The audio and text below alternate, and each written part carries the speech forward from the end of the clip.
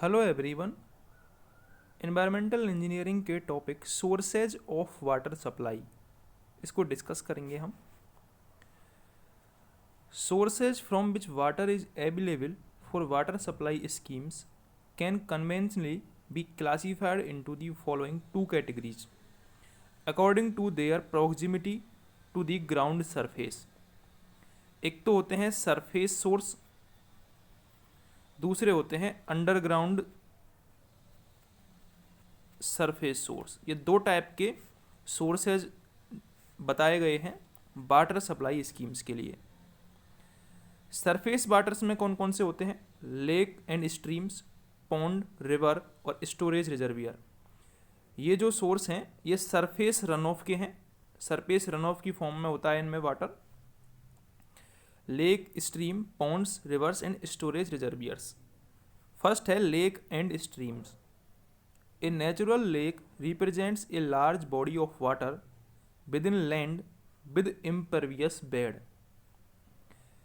Hence, it may be used as source of water supply scheme for nearby localities. यानी कि हम किसी lake और स्ट्रीम जिसका इम्परवियस बेड होता है उसमें जो लार्ज बॉडी होती है वाटर की, उससे हम किसी नियर बाई लोकेलिटी को पानी सप्लाई कर सकते हैं। जैसे कि आपको पता होगा बॉम्बे जो सिटी है उसके आसपास 7 झील हैं, उनमें से बॉम्बे सिटी को पानी सप्लाई होती है। ऐसे ही जोधपुर जो शहर है वहाँ पर कायलाना झील से पानी सप्लाई होती है। The quantity of run off that goes to the lake should be accurately determined and it should be seen that it is at least equal to the expected demand of locality.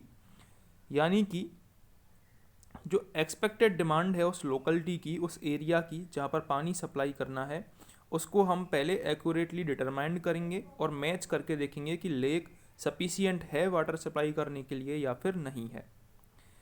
Similar is the case with streams which are formed by the surface run of.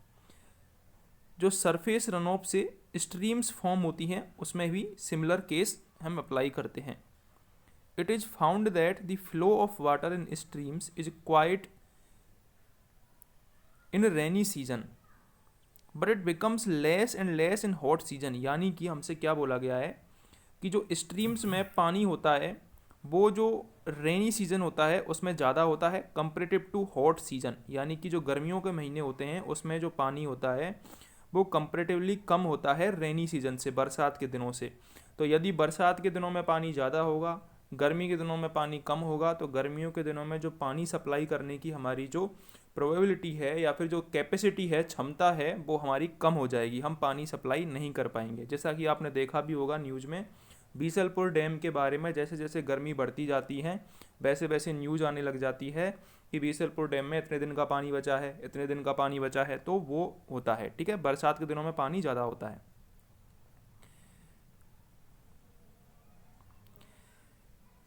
The catchment area of lakes and stream is very small and hence the quantity of water available from them is also very low.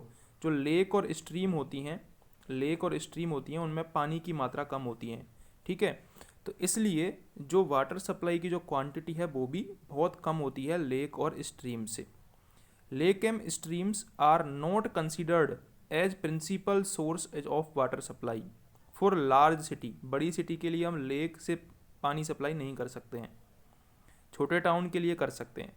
इसके अलावा हमको क्या लिखना है कि जो lake होती है generally free from undesirable impurities and can therefore be safely use for drinking purpose.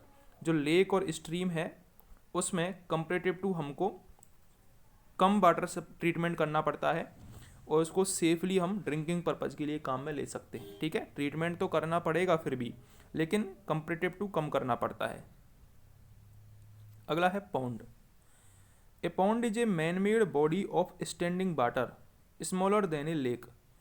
दस ponds are formed due to excessive digging of ground. यानी कि हम क्या करते हैं, किसी भी ग्राउंड में एक गड्ढा खोदते हैं, डिगिंग करते हैं, उसके बाद हम उसमें जो स्टैंडिंग वाटर है उससे हम जो पास की लोकेलिटी है उसको पानी सप्लाई कर सकते हैं। जो घर हैं, घर, रोड, इनसे निकलने वाला जो पानी है उसको कलेक्ट कर सकते हैं उस पॉन्ड में। The quantity of water in pond is very small, pond में जो क्वांटिटी है वाटर की बहुत कम होती है और इम्प्योरिटी ज़्यादा होती है, क्योंकि जो घरों से निकलने वाला पानी होता है, रोड से बहने वाला जो पानी होती है, उसमें कचरा भी ज़्यादा होता है। A pond cannot be adopted as a source of water supply and its water can only be used for washing of clothes, यानी कि जो पॉन्ड का जो वाटर है वो केवल वॉशिंग क्लोथ्स के लिए काम में आ सकता है, कपड़े धोने के लिए काम में आ सकता है और एनिमल्स के लिए काम में आ सकता है। थर्ड हमारा सोर्स है रिवर।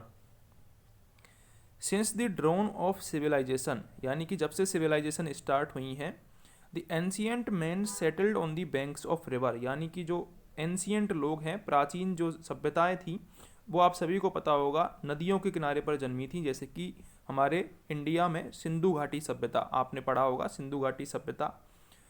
तो ये जो पुरानी सभ्यताएं थी वो नदियों के किनारे ही जन्मी थी।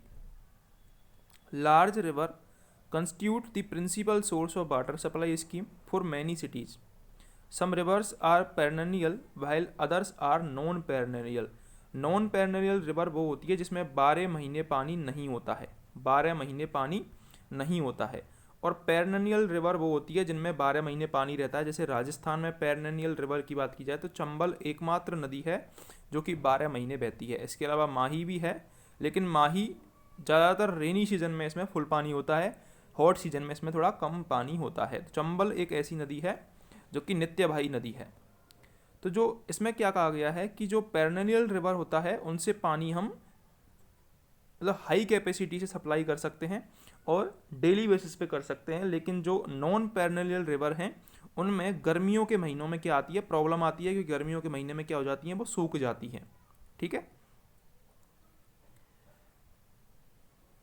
फिर हम ये जो नॉन पेरेनियल रिवर हैं इस पर क्या करते हैं, हम एक डैम बना देते हैं और उसके पानी को हम स्टोर करके फिर हम उस जो पास की लोकेलिटी है उसको सप्लाई कर सकते हैं।